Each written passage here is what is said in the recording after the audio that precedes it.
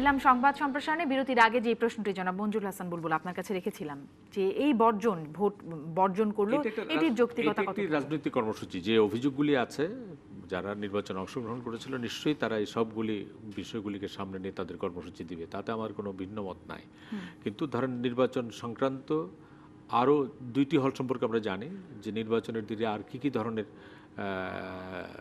প্রশ্ন তারা উত্থাপন করবেন, প্রশ্নগুলি তাদের মধ্যে আছে, এই সবগুলি তারা যখন নিয়ে ঘোষণা দেবেন তখন এখন তারা ধরেন 2টি হলের ঘটনা, ফলাফল তাদের পক্ষে যায় নাই, মানে খুব দ্রুত তারা একটা সিদ্ধান্ত দিয়েছেন, এটি তাদের রাজনৈতিক কর্মসূচি হতেই পারে। এবং আপনি দেখবেন যে ভিন্ন ভিন্ন মতাদর্শের সব প্যানেল এখন এক হয়েছে, ছাত্রলীগ ছাড়া বাকিগুলো বাম, কি বলে ছাত্র দল, কোটা সব। তো এই ঐক্যবদ্ধই থাকতে পারলে কিন্তু তারা ছাত্রলীগের বিরুদ্ধে একসঙ্গে একটি শক্ত প্যানেল দিতে পারতো। যাই হোক, আমার ধারণা এটা প্রাথমিক কর্মসূচি, তারা নিশ্চয়ই ফলাফলগুলি বিশ্লেষণ করবেন, আরও যে অনিয়মগুলি হয়েছে সেই অনিয়মগুলিকে বিশ্লেষণ করে যদি এটাকে, যেটি জনাব মাহফুজুল্লাহ বললেন, যেটিকে যদি তারা আসলে বড় মাপের আন্দোলনে রূপ দিতে চান তাহলে তাদেরকে শুধুমাত্র প্রত্যাখ্যান করে একদিন বা 2 দিন ক্লাস বর্জন করলে শেষ হবে না, তাদেরকে পুরো বিষয়টাকে বিবেচনায় নিয়ে কোন কোন জায়গায় আসলে জটিলতা হয়েছে, কোন কোন জায়গায় তারা প্রত্যাখ্যান করলেন। কারণ এখন পর্যন্ত আমি যে হিসেব বললাম, যে অঙ্কের হিসেব যদি বলেন, তাহলে 18টার মধ্যে 16টা হল নিয়ে তারা প্রশ্ন তুলেন না এখন পর্যন্ত। প্রশ্ন উঠেছে ওই 2টি নিয়ে, এবং ওইটির মধ্যে একটিতে আপনি বললেন যে কুয়েত মন্ত্রী হলে ব্যবস্থা নেওয়া হয়েছে, তাৎক্ষণিকভাবে তাই নিতে হবে, ব্যবস্থাই নিতে হবে। রুকেয়া হলেরটা যেহেতু ব্ল্যাঙ্ক, বরং রুকেয়া হলটা উল্টা আর অভিযোগ আসছে যে এটা নিরাপদ জায়গায় ছিল, এই ব্যালট কেন ছিনতাই করা হলো। কাজেই অভিযোগ পাল্টা অভিযোগ, আজকে রাতের মধ্যেই সব পরিষ্কার হয়ে যাবে তা না। আর নির্বাচন অভিযোগ একটি কুয়েত মন্ত্রী হল। কিন্তু আমার ধারণা যে যারা নির্বাচনে অংশগ্রহণ করে, আমরা তো দূরে থেকে সোশ্যাল মিডিয়াতে একরকম দেখছি বা মূলধারার মিডিয়াতে একরকম দেখছি, এটি কালকে পরশু তারা নিশ্চয়ই যারা নির্বাচনে অংশগ্রহণ করেছেন বা বাইরেও যারা আছেন তারা এটার ফলাফল বিশ্লেষণ করে তারপর আন্দোলনের কর্মসূচিতে যাবেন বা অন্য কোন ধারায় যাবেন, বা বিশ্ববিদ্যালয় প্রশাসনও তারা কি করলেন, তারা কি একটা তদন্ত কমিটি করে সব। বিশ্ববিদ্যালয় প্রশাসনের প্রতি যে একরকম অনাস্থা প্রদর্শন, এবং শিক্ষকরা বলছিলেন যে অশ্রাব্য ভাষায় গালাগালিও হয়েছে, এরকম ঘটনাও ঘটেছে। এইটি তাৎক্ষণিকভাবে গালাগালি হয়, ধাওয়া পাল্টা ধাওয়া হয়, এটিকে আপনি কিন্তু শিক্ষকদের প্রতি এটিও কি একটি নিয়মিত চিত্র? এর আগে যখন ডাকসু নির্বাচন, শিক্ষকদের ডাকসু নির্বাচন কেন, কোনো কারণেই শিক্ষক ছাত্র শিক্ষক সম্পর্কটা তো একটা ভিন্ন মাত্রার সম্পর্ক। কিন্তু মুশকিল হয় কি, যখন শিক্ষকের জায়গায় থাকেন তখন সমস্যা হয় না, কিন্তু শিক্ষক এবং ছাত্র যখন একই দলের অংশগ্রহণ করেন তখন শিক্ষকরা ছাত্রদের ভাই হয়ে যায়, এবং তখন ভাই হয়ে যখন যায় তখন আর ছাত্র শিক্ষক সম্পর্কটা থাকে না। আপনি বাংলাদেশে যথেষ্ট অধপতন হয়েছে, যথেষ্ট আপনি এরোশনের উদাহরণ টানতে পারবেন, কিন্তু এখনও বাংলাদেশের ছাত্ররা শিক্ষককে সম্মান করে, এখনও সিগারেট খায় কিন্তু ছাত্র টিচারকে দেখলে পিছনে লোকায়। এই শ্রদ্ধাবোধের পরিবেশটা কিন্তু আছে। কিন্তু যে শিক্ষক তার শিক্ষকতার চাইতে তার দলীয় নেতা হয়ে যায়, তখন তো সে দলের গ্রুপিংয়ের কারণে এই ভাইকে সমর্থন করবে না, ওই ভাইকে সমর্থন করবে। দুঃখজনকভাবে আমাদের 73 সালের অধ্যাদেশ অনুযায়ী এই বিশ্ববিদ্যালয়কে যে স্বায়ত্তশাসন দেওয়া হয়েছে, রাজনীতি করার অধিকার দেওয়া হয়েছে, সেগুলি দেওয়া হয়েছিল মুক্ত চিন্তা, মুক্ত মত প্রকাশের জন্য। কিন্তু সেগুলি দলীয় লেজুর ভিত্তি করার মধ্য দিয়ে, আমি একটা উদাহরণ দেই, আমি যখন ইয়াজউদ্দিন সাহেব মারা গেলেন, উনি বাংলাদেশের রাষ্ট্রপতি ছিলেন, তখন বেগম খালেদা জিয়া একটা বিবৃতি দিয়েছিলেন, কারণ 111-এর সময় একটু টানা ইয়াজউদ্দিন সাহেব শিক্ষক রাজনীতি করেছেন, ভালো শিক্ষক ছিলেন এবং জাতীয়তাবাদী শিক্ষক সমিতির নেতা ছিলেন, এবং বেগম খালেদা জিয়ার আহ্বানেই তিনি রাষ্ট্রপতি হয়েছিলেন। কিন্তু 111-এর সময় নানা টানাপোড়েনের কারণে একটু বোধহয় মতদ্বৈধতা হয়েছিল, যার ফলে তিনি মারা যাওয়ার পরে বেগম খালেদা জিয়া বিএনপির চেয়ারপারসন একটা বিবৃতি দিয়েছিলেন যে তিনি শোক প্রকাশ করেছেন, তিনি ঢাকা বিশ্ববিদ্যালয়ের শিক্ষক ছিলেন। কিন্তু তার দল করতে গিয়ে তিনি যে নানাভাবে সমালোচিত হয়েছেন, এই দায়িত্বটি গ্রহণ করে। আমার মনে আছে তার মৃত্যুর দিনে আমি এবং খন্দকার মাহবুব হোসেন, সুপ্রিম কোর্ট বারের তৎকালীন সভাপতি ছিলেন, আমরা একটা টক শোতে ছিলাম, এবং খন্দকার মাহবুব হোসেন এই কথাটি বলেছিলেন যে পেশাজীবীরা রাজনীতি করবে, কিন্তু পেশাজীবীরা দলের লেজুর ভিত্তি করে দলের চাইতে বড় হতে পারবে না। কারণ আমরা আইনজীবী হিসেবে বিএনপি করবো, কিন্তু আমি বিএনপির নেতা হতে পারবো না। যদি আমি বিএনপি করতে চাই তাহলে আমাকে বিএনপির মধ্যেই যেতে হবে। শিক্ষকদেরও তাই, তারা যদি মনে করে যে ঢাকা বিশ্ববিদ্যালয়ে তারা একটা বিশেষ দলের রাজনীতি করবে এবং তার মধ্যে দিয়ে দলের মূল ধারার নেতৃত্বের চাইতে বড় নেতা হবে, তারা কোনোদিন হতে পারবে না। কাজে তারা যদি মানে দলের নেতাই হতে চায় তাহলে তাদেরকে দলেই যোগ দিতে হবে। কিন্তু আনফর্চুনেটলি আমাদের এখানে আমরা এই বিভাজনটাকে বুঝি না। কাজে শিক্ষকদের রাজনীতি থাকবে 73 অধ্যাদেশে তাই বলা হয়েছিল যে স্বাধীনভাবে এই পেশাজীবীরা যাতে শিক্ষকদের জন্য জ্ঞান বিতরণ করতে পারেন, তারাও মুক্ত চিন্তার জায়গায় থাকতে পারেন। ঢাকা বিশ্ববিদ্যালয়ের রাজনীতি, সেই জায়গাটাই ঢাকা বিশ্ববিদ্যালয়ের রাজনীতি হবে না এটা আমরা কল্পনা করতে পারি না। ঢাকা বিশ্ববিদ্যালয়ের ছাত্র শিক্ষকরা রাজনীতি নিয়ে চিন্তা করবে না, যেটি মাহফুজুল্লাহ ভাই বললেন যে যদি এই ছাত্ররা, এই শিক্ষকরা বা মুক্ত চিন্তার মানুষেরা যদি রাজনীতি নিয়ে না ভাবে, তাহলে পরে অপরাজনীতি মূল রাজনীতিকে গ্রাস করে ফেলবে। কাজেই সেখানে রাজনীতি থাকবে, রাজনৈতিক চিন্তা থাকবে, মতদ্বৈততা থাকবে, মতান্তর থাকবে, মনান্তর থাকবে, কিন্তু ধাওয়া পাল্টা ধাওয়া থাকবে না, অপমান থাকবে না, গালাগালি থাকবে না, অশ্রদ্ধা থাকবে না। আমি জনাব মাহফুজুল্লাহ এটি একটু জানতে চাই যে বহু কাঙ্ক্ষিত ডাকসু নির্বাচন প্রায় 29 বছর পর অনুষ্ঠিত হলো, এর প্রভাবটা কেমন হবে এখন সামনের দিনগুলোতে? না, এর প্রভাবটা যে খুব সুখকর হবে এটা মনে করবার কোনো কারণ নেই। আর তার আগে একটা কথা বলি, যে বুলবুল যেটা বলছিলেন, এটা হয়েছে কি, আমাদের 1973 সালে ঢাকা বিশ্ববিদ্যালয়ের যে অর্ডিন্যান্স, এখন অনেকেই মনে করেন যে ঢাকা বিশ্ববিদ্যালয়ের অর্ডিন্যান্সটা এই যে ঢাকা মানে বিভিন্ন পাবলিক বিশ্ববিদ্যালয় সবখানে তো এই অর্ডিন্যান্স হয়নি। সেখানে যে সমস্ত সমস্যা হচ্ছে তার একটা কারণ হচ্ছে এই বিশ্ববিদ্যালয়ের অর্ডিন্যান্স। কারণ ভাইস চ্যান্সেলর হওয়ার জন্য, ইলেক্টেড হওয়ার জন্য যখন শিক্ষক গিয়ে ছাত্রের সঙ্গে দলবাজি করে যে মানে তোমরা ভোটের ব্যবস্থা করো, এটা করো, তোমার রাজনৈতিক নেতৃত্বের কাছে গিয়ে আমার পক্ষে সমর্থন আদায় করো, তখন কিন্তু তার যে মর্যাদা বোধ বা আত্মসম্মান বোধ সেটা কিন্তু হয়ে যায়, তখন তিনি জিম্মি হয়ে যান অন্যের তদবিরের কাছে বা এটার কাছে এটা। আর এই যে নির্বাচনটা মানে আপনি বলছেন যে হয় কি মানুষের, এখন ধরেন আপনি যদি প্রশ্ন করেন যে 30শে ডিসেম্বরের নির্বাচনের প্রতিক্রিয়া কী, আজকে ডাকসু নির্বাচন হলো, এর প্রতিক্রিয়া কী হবে? রাজনীতিতে কোনো ঘটনা কিন্তু প্রতিক্রিয়াটি তাৎক্ষণিকভাবে ঘটে না, এটা জমতে জমতে জমতে জমতে একটা জায়গায় গিয়ে এর খারাপ দিকটার বহিঃপ্রকাশ ঘটে। আমি সেই জন্যই বারবার বলতে চাচ্ছি যে এই যে নির্বাচন একটি প্রতিষ্ঠান, এইটাকে আমরা, এই প্রতিষ্ঠানকে বা এই ব্যবস্থাকে আমরা ক্ষতিগ্রস্ত করেছি। এইটা ক্ষতিগ্রস্ত করবার কোনো প্রয়োজন ছিল না আমি ব্যক্তিগতভাবে মনে করি। কিন্তু যে কোনো কারণেই হোক, যেমন ধরেন এই যে উপজেলা ইলেকশন তো এখন হচ্ছে না মানে যেটা হচ্ছে সেটা মানে প্রতিদ্বন্দ্বিতাহীন।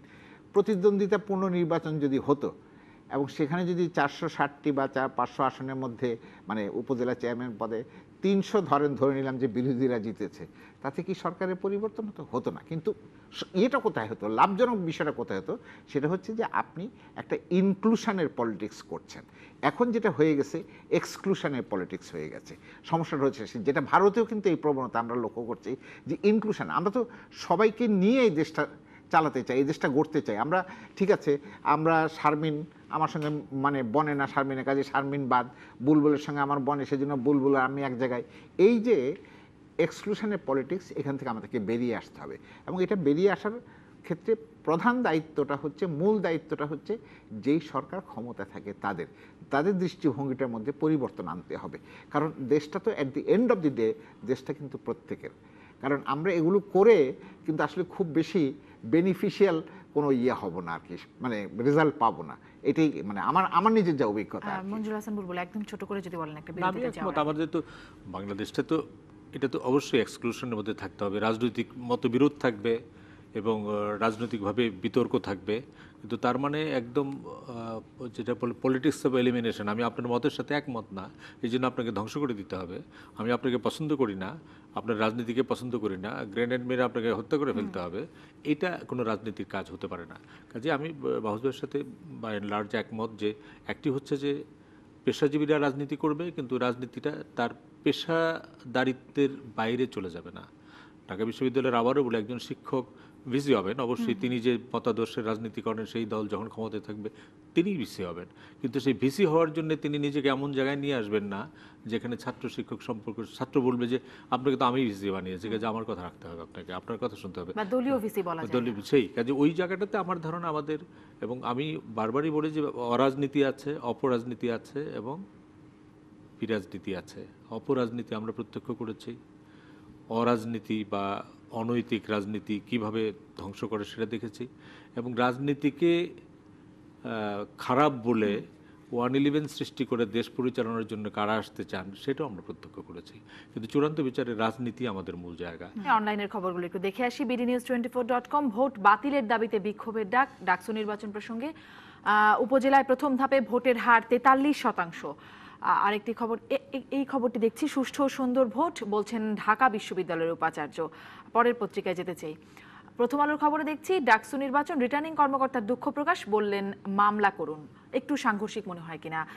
অবশ্যই ভিসি সাংঘর্ষিক, বললেন কিন্তু সুষ্ঠু সুন্দর। আমি খুব আলোচনায় যাব না। যে প্রথম আলোতে আপনি দেখাচ্ছেন না 11ই মার্চ ঢাবির মৃত্যুতে আমরা গভীরভাবে শোকাহত, মানে এইটা এক ধরনের সেন্টিমেন্টের বহিঃপ্রকাশ, এক অংশের সেন্টিমেন্টের বহিঃপ্রকাশ। আর ওই যে ঢাকা বিশ্ববিদ্যালয়ের ভিসি যেটা বলেছেন, এইটা আমি মনে করি যে একেবারেই অপ্রয়োজনীয় মন্তব্য না, এটা বলা উচিত ছিল না, মানে প্রয়োজনও ছিল না।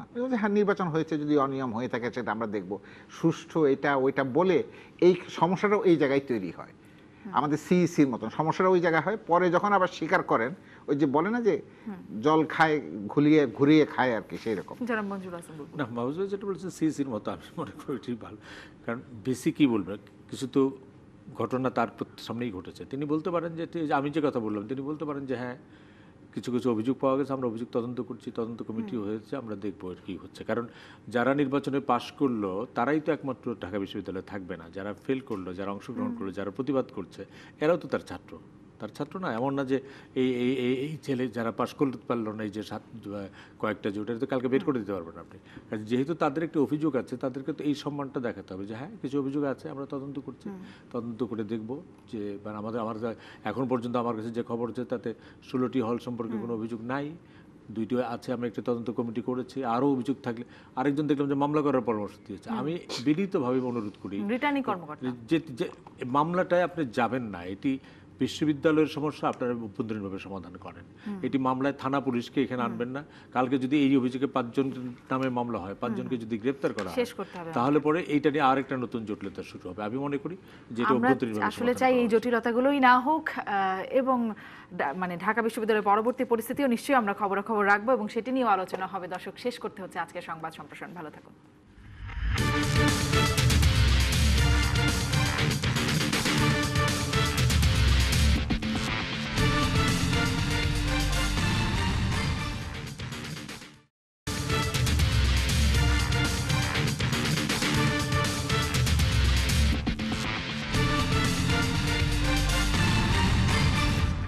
ফিরলাম সংবাদ সম্প্রসারণে। বিরতির আগে যে প্রশ্নটি জনাব মঞ্জুর হাসান বুলবুল আপনার কাছে রেখেছিলাম, যে এই ভোট বর্জন করলো, এটির যৌক্তিকতা কত? একটি রাজনৈতিক কর্মসূচি, যে অভিযোগগুলি আছে, যারা নির্বাচনে অংশগ্রহণ করেছিল নিশ্চয়ই তারা এই সবগুলি বিষয়গুলিকে সামনে নিয়ে তাদের কর্মসূচি দিবে, তাতে আমার কোনো ভিন্ন মত নাই। কিন্তু ধরেন নির্বাচন সংক্রান্ত আরও 2টি হল সম্পর্কে আমরা জানি যে নির্বাচনের দিকে আর কি ধরনের প্রশ্ন তারা উত্থাপন করবেন, প্রশ্নগুলি তাদের মধ্যে আছে, এই সবগুলি তারা যখন নিয়ে ঘোষণা দেবেন তখন এখন তারা ধরেন 2টি হলের ঘটনা, ফলাফল তাদের পক্ষে যায় নাই, মানে খুব দ্রুত তারা একটা সিদ্ধান্ত দিয়েছেন, এটি তাদের রাজনৈতিক কর্মসূচি হতেই পারে। এবং আপনি দেখবেন যে ভিন্ন ভিন্ন মতাদর্শের সব প্যানেল এখন এক হয়েছে, ছাত্রলীগ ছাড়া বাকিগুলো বাম, কি বলে ছাত্র দল, কোটা, সব। তো এই ঐক্যবদ্ধ থাকতে পারলে কিন্তু তারা ছাত্রলীগের বিরুদ্ধে একসঙ্গে একটা শক্ত প্যানেল দিতে পারতো। যাই হোক, আমার ধারণা এটা প্রাথমিক কর্মসূচি, তারা নিশ্চয়ই ফলাফলগুলি বিশ্লেষণ করবেন, আরও যে অনিয়মগুলি হয়েছে সেই অনিয়মগুলিকে বিশ্লেষণ করে যদি এটাকে, যেটি জনাব মাহফুজুল্লাহ বললেন, যেটিকে যদি তারা আসলে বড় মাপের আন্দোলনে রূপ দিতে চান, তাহলে তাদেরকে শুধুমাত্র প্রত্যাখ্যান করে 1 দিন বা 2 দিন ক্লাস বর্জন করলে শেষ হবে না। তাদেরকে পুরো বিষয়টাকে বিবেচনায় নিয়ে কোন কোন জায়গায় আসলে জটিলতা হয়েছে, কোন কোন জায়গায় তারা প্রত্যাখ্যান করলেন। কারণ এখন পর্যন্ত আমি যে হিসেব বললাম, যে অঙ্কের হিসেব যদি বলেন, তাহলে 18টার মধ্যে 16টা হল নিয়ে তারা প্রশ্ন তুলেন নাই এখন পর্যন্ত। প্রশ্ন উঠেছে ওই 2টি নিয়ে, এবং ওইটির মধ্যে একটিতে আপনি বললেন যে কুয়েত মন্ত্রী হলে ব্যবস্থা নেওয়া হয়েছে, তাৎক্ষণিকভাবে তাই নিতে হবে, ব্যবস্থাই নিতে হবে। রুকেয়া হলেরটা যেহেতু ব্ল্যাঙ্ক, বরং রুকেয়া হলটা উল্টা আর অভিযোগ আসছে যে এটা নিরাপদ জায়গায় ছিল, এই ব্যালট কেন ছিনতাই করা হলো। কাজেই অভিযোগ পাল্টা অভিযোগ, আজকে রাতের মধ্যেই সব পরিষ্কার হয়ে যাবে তা না। আর নির্বাচন অভিযোগ একটি মানে কুয়েত মন্ত্রী হল। কিন্তু আমার ধারণা যে যারা নির্বাচন অংশগ্রহণ করে, আমরা তো দূরে থেকে সোশ্যাল মিডিয়াতে একরকম দেখছি বা মূলধারার মিডিয়াতে একরকম দেখছি, এটি কালকে পরশু তারা নিশ্চয়ই যারা নির্বাচনে অংশগ্রহণ করেছেন বা বাইরেও যারা আছেন, তারা এটার ফলাফল বিশ্লেষণ করে তারপর আন্দোলনের কর্মসূচিতে যাবেন বা অন্য কোন ধারায় যাবেন, বা বিশ্ববিদ্যালয় প্রশাসনও তারা কি করলেন, তারা কি একটা তদন্ত কমিটি করে সব কিন্তু এই শেষ যে করলেন? বিশ্ববিদ্যালয় প্রশাসনের প্রতি যে একরকম অনাস্থা প্রদর্শন এবং শিক্ষকরা বলছিলেন যে অশ্রাব্য ভাষায় গালাগালিও হয়েছে, এরকম ঘটনাও ঘটেছে। এইটি তাৎক্ষণিকভাবে গালাগালি হয়, ধাওয়া পাল্টা ধাওয়া হয়, এটিকে আপনি মানে কিন্তু শিক্ষকদের প্রতি এটিও কি একটি নিয়মিত না চিত্র? না, এর আগে যখন ডাকসু নির্বাচন, শিক্ষকদের ডাকসু নির্বাচন কেন, কোনো কারণেই শিক্ষক ছাত্র শিক্ষক সম্পর্কটা তো একটা ভিন্ন মাত্রার সম্পর্ক, কিন্তু মুশকিল হয় কি যখন শিক্ষক শিক্ষকের জায়গায় থাকেন তখন সমস্যা হয় না, কিন্তু শিক্ষক এবং ছাত্র যখন একই দলের অংশগ্রহণ করেন তখন শিক্ষকরা ছাত্রদের ভাই হয়ে যায়, এবং তখন ভাই হয়ে যখন যায় তখন আর ছাত্র শিক্ষক সম্পর্কটা থাকে না। আপনি বাংলাদেশে যথেষ্ট অধপতন হয়েছে, যথেষ্ট আপনি এরোশনের উদাহরণ টানতে পারবেন, কিন্তু এখনও বাংলাদেশের ছাত্ররা শিক্ষককে সম্মান করে, এখনও মানে সিগারেট খায় কিন্তু ছাত্র টিচারকে দেখলে পিছনে লোকায়, এই শ্রদ্ধাবোধের পরিবেশটা কিন্তু আছে। কিন্তু যে শিক্ষক তার শিক্ষকতার চাইতে তার দলীয় নেতা হয়ে যায়, তখন তো সে দলের গ্রুপিংয়ের কারণে এই ভাইকে সমর্থন করবে না ওই ভাইকে সমর্থন করবে। দুঃখজনকভাবে আমাদের ৭৩ সালের অধ্যাদেশ অনুযায়ী বিশ্ববিদ্যালয়কে যে স্বায়ত্তশাসন দেওয়া হয়েছে, রাজনীতি করার অধিকার দেওয়া হয়েছে, সেগুলি দেওয়া হয়েছিল মুক্ত চিন্তা মুক্ত মত প্রকাশের জন্য, কিন্তু সেগুলি দলীয় লেজুর ভিত্তির করার মধ্য দিয়ে। আমি একটা উদাহরণ দেই, আমি মানে যখন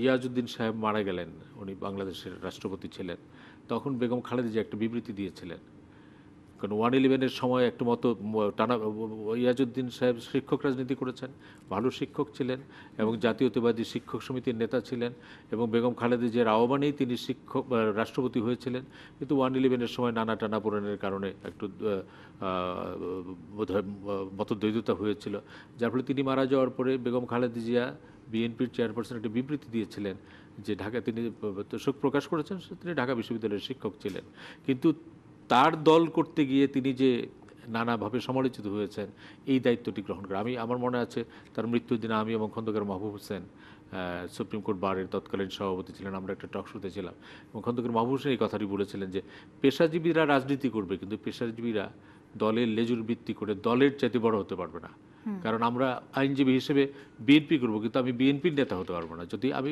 বিএনপি করতে চাই তাহলে আমাকে বিএনপির মধ্যেই যেতে হবে। শিক্ষকদেরও তাই, তারা যদি মনে করে যে ঢাকা বিশ্ববিদ্যালয়ে তারা একটা বিশেষ দলের রাজনীতি করবে এবং তার মধ্যে দিয়ে দলের মূল ধারার নেতৃত্বের চাইতে বড় নেতা হবে, তারা কোনোদিন হতে পারবে না। কাজে তারা যদি মানে দলের নেতাই হতে চায় তাহলে তাদেরকে দলেই যোগ দিতে হবে, কিন্তু আনফর্চুনেটলি আমাদের এখানে আমরা এই বিভাজনটাকে বুঝি না।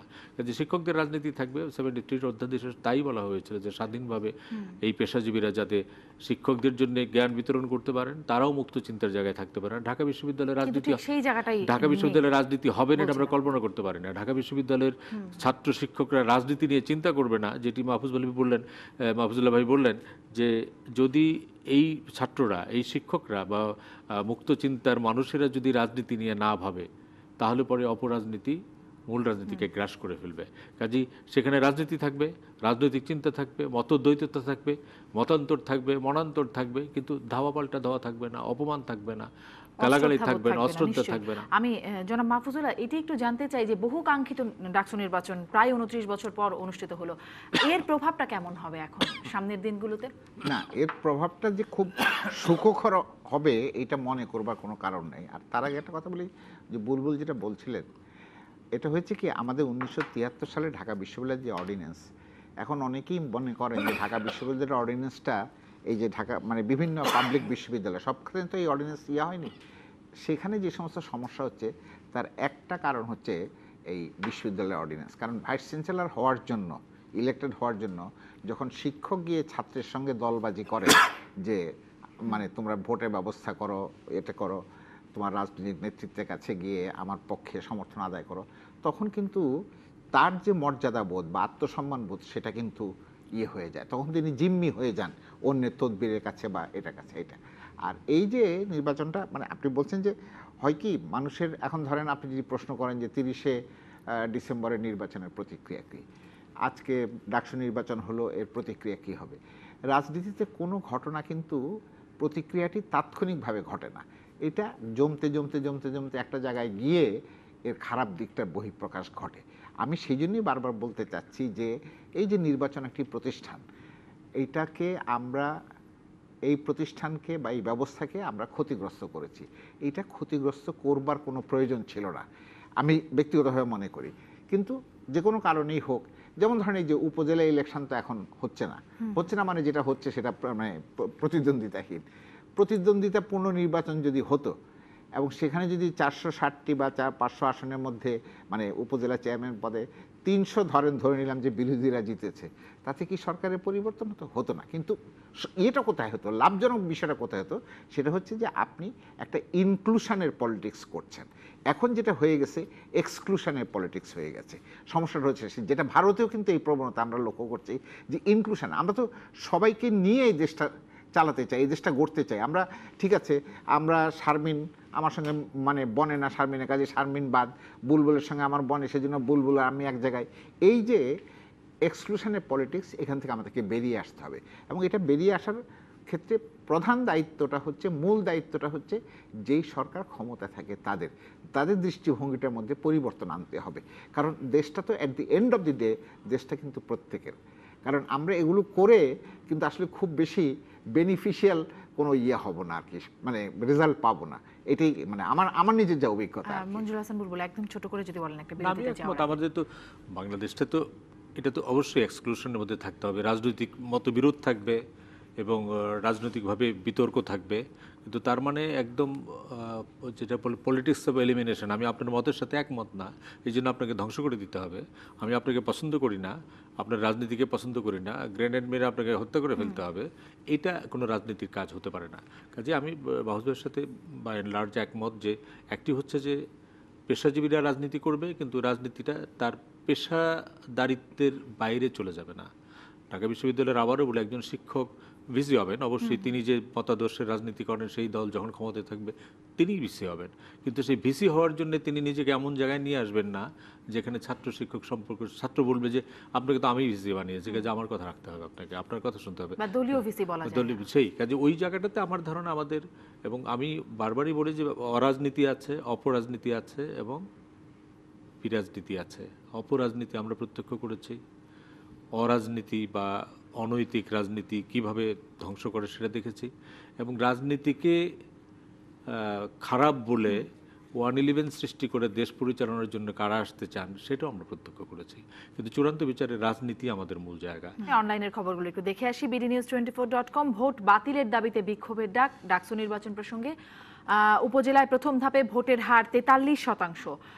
আরেকটি খবর, এই খবরটি দেখছি, সুষ্ঠু ও সুন্দর ভোট বলছেন ঢাকা বিশ্ববিদ্যালয়ের উপাচার্য। পরের পত্রিকায় যেতে চাই। প্রথম আলোর খবরে দেখছি ডাকসু নির্বাচন, রিটার্নিং কর্মকর্তার দুঃখ প্রকাশ, বললেন মামলা করুন। একটু সাংঘর্ষিক মনে হয় কিনা? অবশ্যই ভিসি বললেন সাংঘর্ষিক, সুষ্ঠু কিন্তু সুন্দর। আমি খুব আলোচনায় যাব না। যে প্রথম আলোতে আপনি দেখাচ্ছেন না 11ই মার্চ ঢাবির মৃত্যুতে আমরা গভীরভাবে শোকাহত। মানে এইটা এক ধরনের সেন্টিমেন্টের বহিঃপ্রকাশ, এক অংশের সেন্টিমেন্টের বহিঃপ্রকাশ। আর ওই যে ঢাকা বিশ্ববিদ্যালয়ের ভিসি যেটা বলেছেন, এইটা আমি মনে করি যে একেবারেই অপ্রয়োজনীয় মন্তব্য না, এটা বলা উচিত ছিল না, মানে প্রয়োজনও ছিল না। হ্যাঁ, নির্বাচন হয়েছে, যদি অনিয়ম হয়ে থাকে সেটা আমরা দেখব, সুষ্ঠু এটা ওইটা বলে এই সমস্যাটাও এই জায়গায় তৈরি হয়। আমাদের সিইসির মতন সমস্যাটা ওই জায়গায় হয়, পরে যখন আবার স্বীকার করেন, ওই যে বলে না যে জল খায় ঘুরিয়ে খায় আর কি, সেই রকম। না, মাহফুজ যেটা বলছেন সিসির মতো, আমি মনে করি ঠিক ভালো। কারণ ভিসি কি বলবে, কিছু তো ঘটনা তার সামনেই ঘটেছে, তিনি বলতে পারেন যে আমি যে কথা বললাম, তিনি বলতে পারেন যে হ্যাঁ কিছু কিছু অভিযোগ পাওয়া গেছে, আমরা অভিযোগ তদন্ত করছি, তদন্ত কমিটি হয়েছে, আমরা দেখবো আর কি হচ্ছে। কারণ যারা নির্বাচনে পাশ করলো তারাই তো একমাত্র ঢাকা বিশ্ববিদ্যালয়ে থাকবে না, যারা ফেল করলো, যারা অংশগ্রহণ করলো, যারা প্রতিবাদ করছে, এরাও তো তার ছাত্র না। এমন না যে এই ছেলে যারা পাশ করতে পারলো না, এই যে কয়েকটা যে ওটা তো কালকে বের করে দিতে পারবেন আপনি। যেহেতু তাদের একটা অভিযোগ আছে, তাদেরকে তো এই সম্মানটা দেখাতে হবে যে হ্যাঁ কিছু অভিযোগ আছে, আমরা তদন্ত করছি, তদন্ত করে দেখব যে মানে আমার এখন পর্যন্ত আমার কাছে যে খবর হচ্ছে তাতে 16টি হল সম্পর্কে কোনো অভিযোগ নাই, 2টি আছে, আমরা একটা তদন্ত কমিটি করেছি, আরও অভিযোগ থাকলে আরেকজন দেখলাম যে মামলা করার পরামর্শ দিয়েছে। আমি বিনীতভাবে অনুরোধ করি রিটার্নিং কর্মকর্তা যে মামলাটায় আপনি যাবেন না, এটি বিশ্ববিদ্যালয়ের সমস্যা, আপনারা অভ্যন্তরীণভাবে সমাধান করেন। এটি মামলায় থানা পুলিশকে এখানে আনবেন না। কালকে যদি এই অভিযোগে 5 জন নামে মামলা হয়, 5 জনকে যদি গ্রেপ্তার করা হয়, তাহলে পরে এইটা নিয়ে আরেকটা নতুন জটিলতা শুরু হবে। আমি মনে করি যে এটা অভ্যন্তরীণভাবে আসলে চাই এই জটিলতাগুলোই না হোক, এবং মানে ঢাকা বিশ্ববিদ্যালয়ের পরবর্তী পরিস্থিতিও নিশ্চয়ই আমরা খবরাখবর রাখবো এবং সেটি নিয়েও আলোচনা হবে। দর্শক, শেষ করতে হচ্ছে আজকের সংবাদ সম্প্রসারণ। ভালো থাকুন।